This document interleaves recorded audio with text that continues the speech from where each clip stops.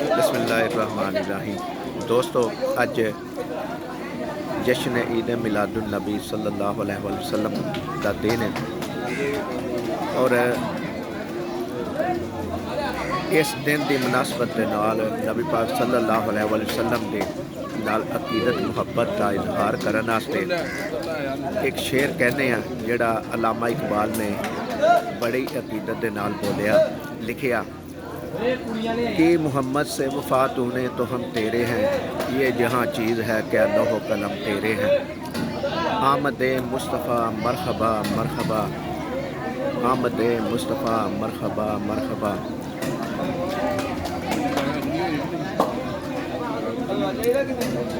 अज 12 रबीउल अव्वल शरीफ का दिन है और असी जिहड़ी जगह ते आए हैं वो जगह तुहानूं दिखाने और दसने नाल कि इत्थे आने का मकसद की सी और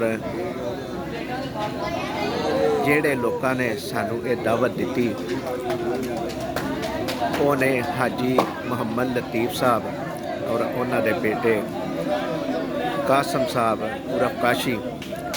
ये हर साल 12 रबीउल अव्वल वाले दिन सुबह फजर की नमाज पढ़न तो फौरन बाद हर खास आम नूं नाश्ता करवाने ने और अपनी खुशी का इजहार कुछ इस तरह करते हैं, नाश्ता करवा के लोगों नूं और 12 रबीउल अव्वल वाले दिन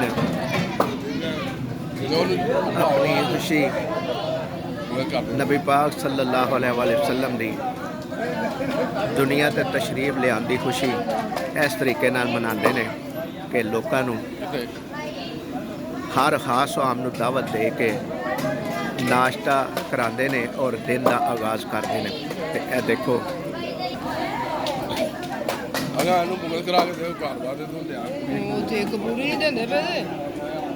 दे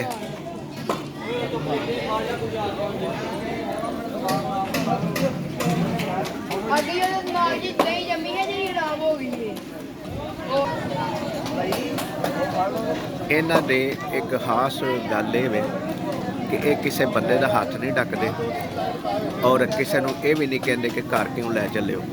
जिहड़े लोग इत्थे बैठ के नाश्ता करना चाहते हैं वो बैठ के करते हैं और जिहड़े लोग अपने घर ले जाना चाहते हैं वो घर भी ले जाते हैं और किसी नूं मना मनौती बिल्कुल नहीं है।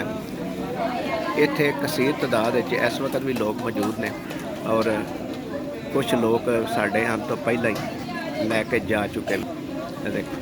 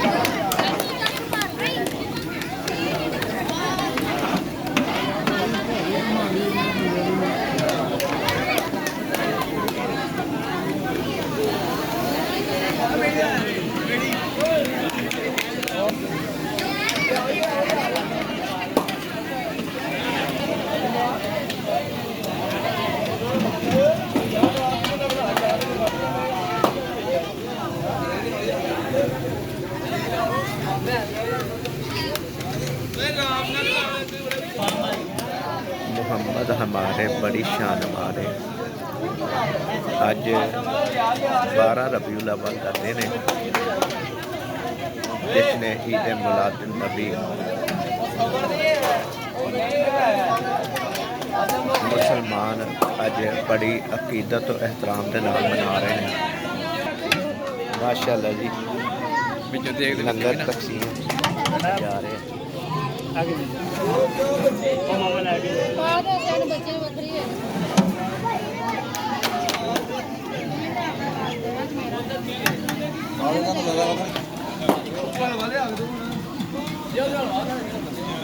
कसीर तादाद के पेड़े और कारीगर जड़े ने माशाअल्लाह बड़ी मेहनत कर रहे हैं।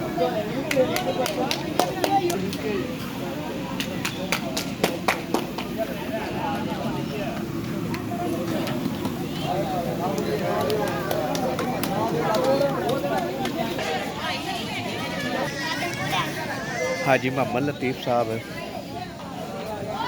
बड़ा शौक दे नाल एहतमाम करते हैं। तकरीबन साडा जिन्ना को सानू जदों का पता लगा है और उदों का ही हर साल रबीउल अव्वल 12 रबीउल अव्वल वाले दिन ये बड़े शौक और रौक के नाल दिन का आगाज़ करते हैं, लोगों को नाश्ता करा के और आमद रसूल सल्लल्लाहु अलैहि वसल्लम की खुशी मनाते हैं। और इन्हां दी सब तो जिहड़ी अच्छी गल है, मैं पहलों भी जिक्र कर चुके हाँ कि ये किसी बंदे का, बच्चे का, वड्डे का, छोटे का हाथ नहीं ढकते।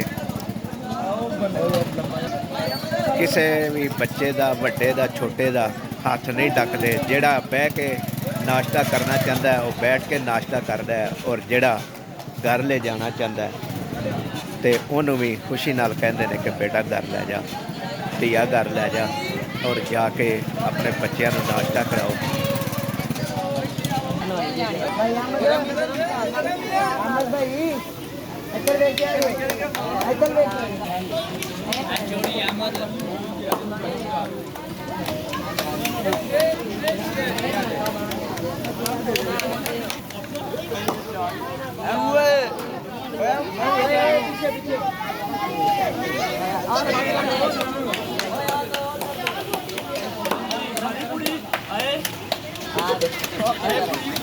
मैं भी अच्छा हूँ।